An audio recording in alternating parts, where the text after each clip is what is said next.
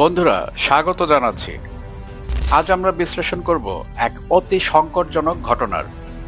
Islamic revolutionary guard corps বা আইআরজিসির দাবি অনুযায়ী তারা ধ্বংস করেছে একটি গুপ্তচর নেটওয়ার্ক, যেটি যুক্ত ছিল সেন্ট্রাল ইন্টেলিজেন্স এজেন্সি বা সিআইএ ও মোসাদের সঙ্গে।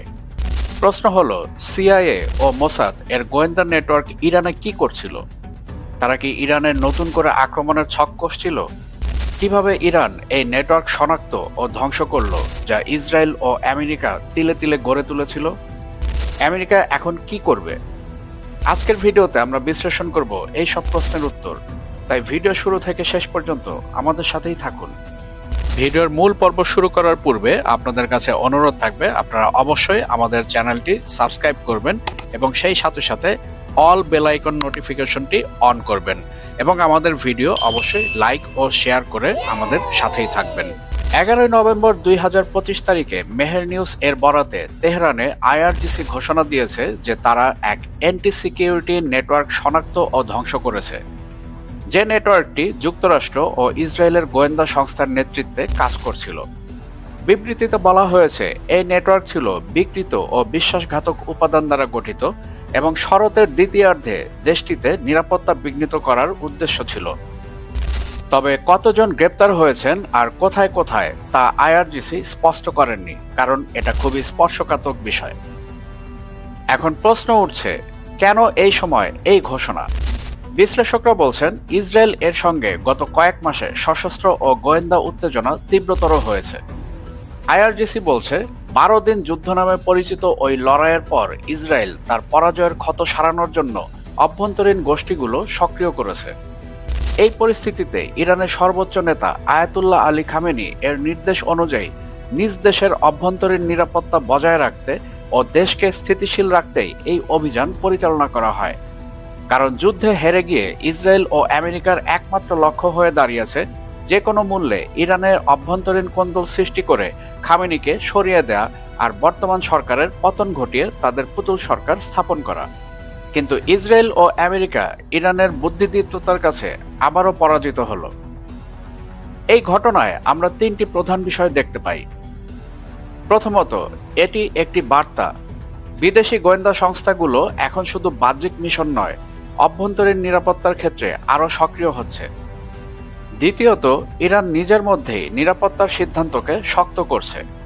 এই ধরনের ঘোষণা, অভিযান অভ্যন্তরীণ জনমত ও সরকারের নৈতিক অবস্থান উভয়কেই সমর্থন করে। আর তৃতীয়ত, বৃহত্তর অঞ্চলে গোয়েন্দা যুদ্ধ ও ট্রান্সন্যাশনাল অপারেশনের পরিপ্রেক্ষিতে এই ধরনের ঘটনায় একটি নতুন গোয়েন্দা ধারা নির্দেশ করতে পারে, যেখানে সেনা অপারেশন সহ তথ্য, সাইবার এবং গোপন নেটওয়ার্ক একসঙ্গে কাজ করছে। এখন চলুন দেখি এই ঘটনার প্রেক্ষিতে ভবিষ্যতে কি হতে পারে। ইরানের ভেতরে নিরাপত্তা অভিযান আরও তীব্রতর হতে পারে। গ্রেপ্তার, নজরদারি ও তথ্য সংগ্রহ বৃদ্ধি পাবে। যুক্তরাষ্ট্র ও ইসরায়েল কেন্দ্রিক গোয়েন্দা কার্যক্রমের জন্য এটি একটি সতর্কতা সংকেত। প্রকাশ্যে এই ধরনের দাবির মূল্য রাজনৈতিকভাবে নতুন ইমেজ তৈরি করতে পারে। মধ্যপ্রাচ্যে গোয়েন্দা ও সাইবার যুদ্ধের পরিমাণ বেড়ে যেতে পারে, কারণ এখন মিশন শুধুই সীমান্তের বাইরে নয়, সীমার ভেতরেও ছড়িয়ে পড়েছে।